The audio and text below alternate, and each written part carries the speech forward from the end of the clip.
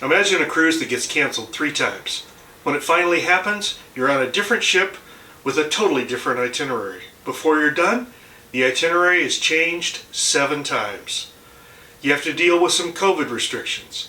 And to top it all off, when you first arrive at the port, 5,000 miles from home, the ship isn't even there.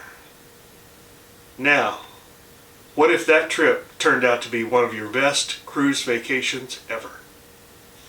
This is that story.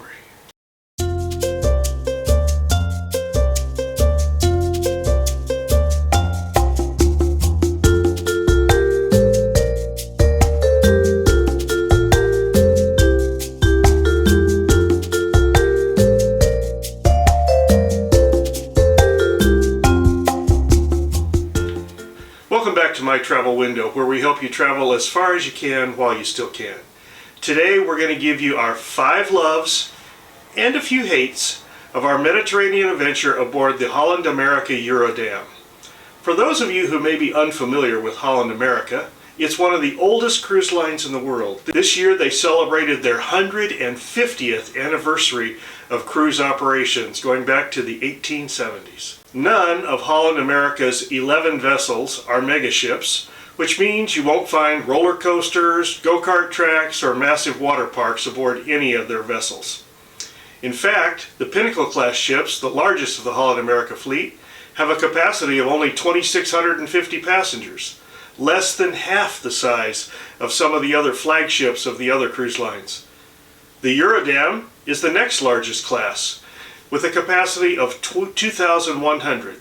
Of the 9 cruise ships that we have sailed, the Eurodam was by far the smallest. This almost immediately became love number 1. After less than a day aboard the ship, we discovered that we were sacrificing nothing that mattered to us about the cruise experience.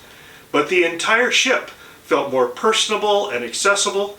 It has a beautiful theater with quality shows, a pool area, specialty dining venues, all the good things that mattered to us.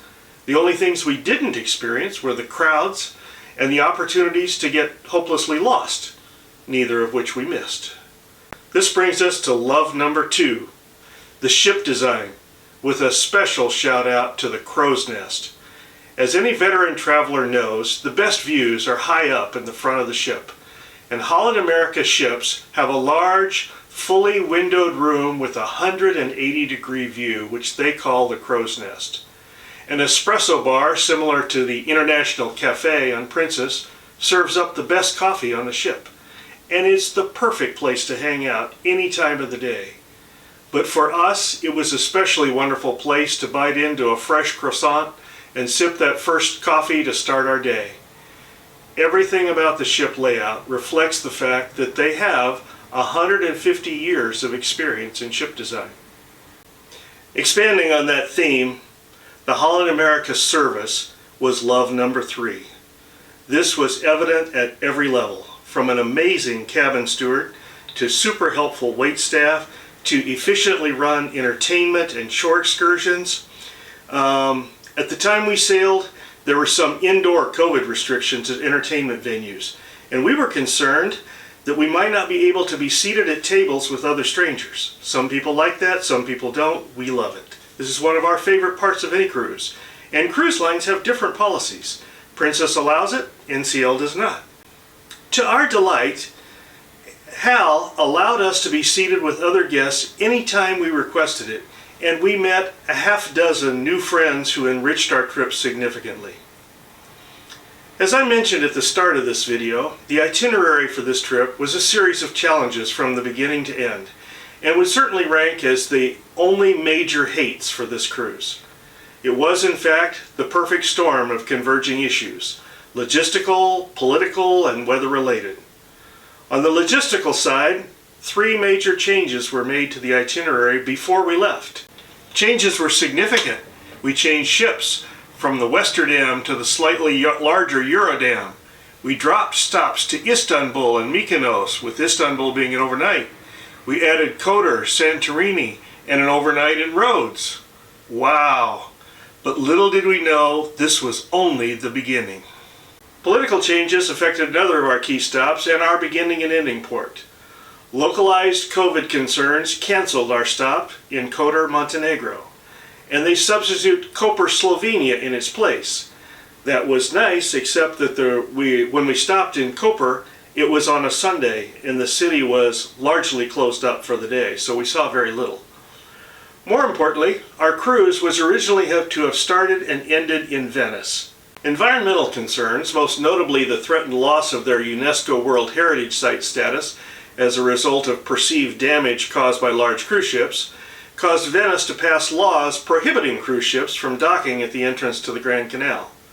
Our ship embarkation and disembarkation were moved to the industrial port instead. Little did we know we would not see this port either. October weather caused 3 more changes once the cruise got underway.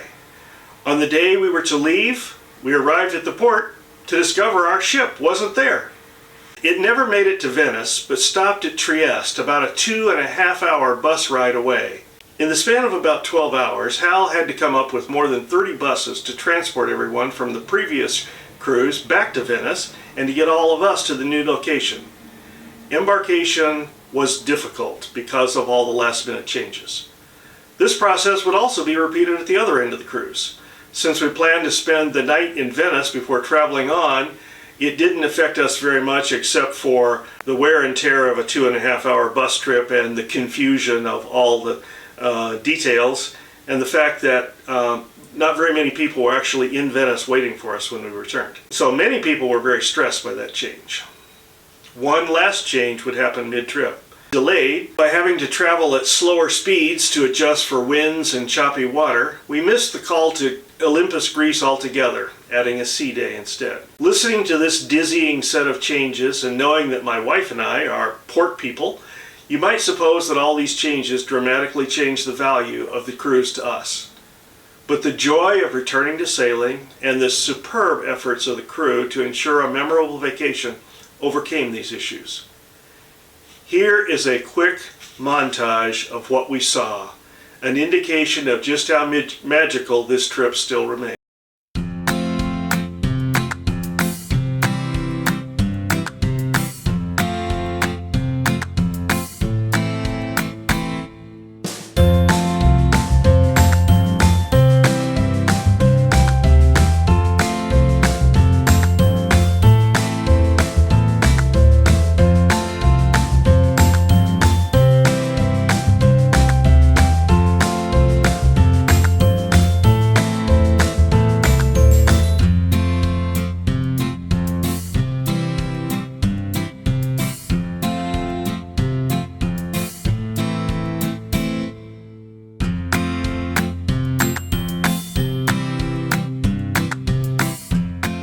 Before I give my last 2 loves, and one more caution, let me invite you to subscribe to our channel. It doesn't cost anything and lets YouTube know that people are interested in this content.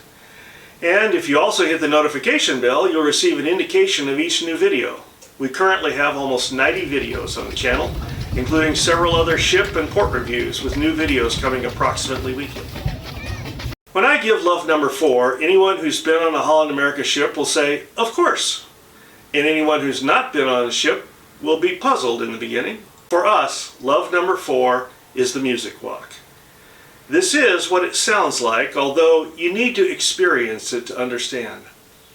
On one side of one deck of the ship are a series of music venues that you can walk between. Lincoln Center Stage is a small venue for a piano and highly skilled chamber orchestra. B.B. King is a nightclub-style room which plays jazz and blues. Then you stroll to the Billboard on board, where dueling pianos and other musicians play up-tempo pop music in a rollicking atmosphere. On the 2 larger ships, there is a Rolling Stones rock room as well. Many of the performers from these venues will make their way to the main stage at various points throughout the trip. In fact, after more than 100 days at sea on 5 different cruise lines, I think the BBC Earth special, showing stunning nature videos backed by the Lincoln Center Stage Chamber Orchestra, is my single favorite cruise ship show ever. Okay, So now my biggest problem is to lump all the other things we liked about this cruise, such as the stateroom, the balcony, the food, entertainment, into a final like. I'll summarize it like this. The vibe of this ship matches who we are. What do I mean by that? Well, we're not fussy, pampered folk who crave luxury. That's more of an Oceania vibe. We're not a large family on the lookout for a big ship with latest toys and a variety of things for everyone in the family to do. That's more Royal Caribbean to us. We're not partiers like Carnival. We aren't people looking to reinvent the classic cruise experience like Virgin. And we're not overly formal like a Cunard.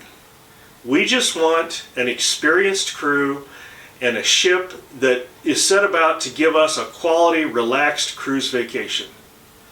This felt like the best of our Princess cruises, but on a smaller ship. In other words, it felt like us. That's why we plan another trip on Holland America this fall. If you like this video, give it a thumbs up. If you want to see similar reviews of other cruise ships, check out this one about our NCL trip in the Mediterranean, or this one about our Princess cruise to Alaska. Until next time, safe travels.